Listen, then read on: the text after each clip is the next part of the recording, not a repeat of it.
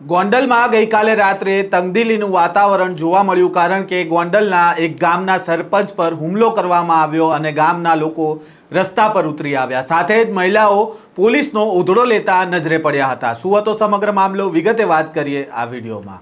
વૈષ્ણવજન તો તેને કહીએ જે પીડ પરાઈ જાનાને રે. નમસ્કાર, નવજીવન ન્યૂઝમાં આપનું સ્વાગત છે. હું છું જયંત દાફડા. હાલ ગોંડલમાં બનતી ઘટનાઓના કારણે ગોંડલ સતત ચર્ચામાં છે. તેમાં ગઈકાલે રાત્રે ગોંડલમાં તંગદિલીનો માહોલ સર્જાયો હતો. ગોંડલના ગુંદાળા ગામે ગ્રામ પંચાયતના પ્લોટની ફાળવણીના મુદ્દે સરપંચ પર હુમલો થયો હતો અને ગામના 3 લોકોએ સરપંચ પર કરેલા હુમલાથી સમગ્ર ગામમાં તંગદિલી ફેલાઈ ગઈ હતી અને ગ્રામજનો રસ્તા પર આવી ગયા હતા. ગોંડલના ગુંદાળા ગામે ગ્રામ પંચાયતના પ્લોટની ફાળવણી બાબતે માથાકૂટમાં વચ્ચે પડેલા સરપંચ પર ગામના 3 લોકો દ્વારા હુમલો કરવામાં આવ્યો. આ વાતને લઈને ગામના લોકો રસ્તા પર ઉતરી આવ્યા અને ગામમાં તંગદિલી ફેલાઈ ગઈ. આ ઘટનાને લઈને ગુંદાળા ગામમાં પોલીસનો ચુસ્ત બંદોબસ્ત પણ ગોઠવી દેવામાં આવ્યો અને હુમલા કરનારા લોકો સામે ફરિયાદ પણ નોંધવામાં આવી.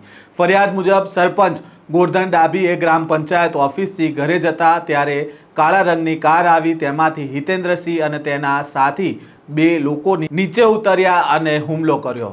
આ બાદ હોબાળો થતા ગામના લોકો ભેગા થઈ જતા હિતેન્દ્રસિંહ અને તેના સાથી ભાગી ગયા. આ હુમલા પાછળનું કારણ ગ્રામ પંચાયતમાં 100 વારના પ્લોટની ફાળવણી થઈ, જેમાં પ્લોટ નંબર 55ના નાજા ભરવાડ અને નાથા સાકરિયા બંનેના નામ સનત હોય, જે બાબતે વિવાદ ચાલતા હતા. આ પ્લોટના નાજા ભરવાડ ને આપવા હિતેન્દ્રસિંહ અગાઉ સરપંચને કહ્યું હતું, પરંતુ સરપંચે પોલીસ સ્ટેશનમાં નાથા સાકરિયાની તરફેણમાં રજૂઆત કરી. આ બાબતનો ખાર રાખીને હિતેન્દ્રસિંહે સરપંચ પર હુમલો કર્યો હતો. આ હુમલા બાદ પોલીસની કામગીરીને લઈને મહિલાઓ આક્રોશમાં જોવા મળી હતી અને કેવા દ્રશ્ય સર્જાયા ગોંડલમાં તે જુઓ.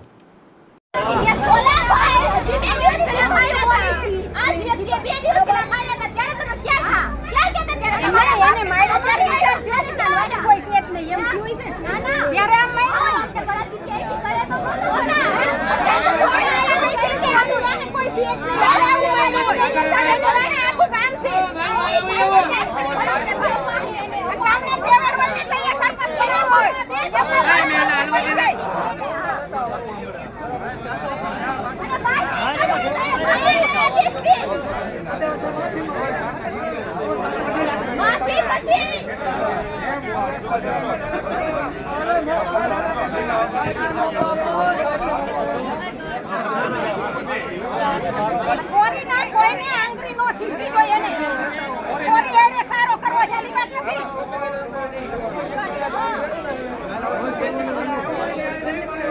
અને હું કોરીને કામમાં રહેવા દેવા છે, નથી રહેવા દેવા. એ છોકરા ઉપર બનાવી દેજો ને. હાલો છોકરો હાલો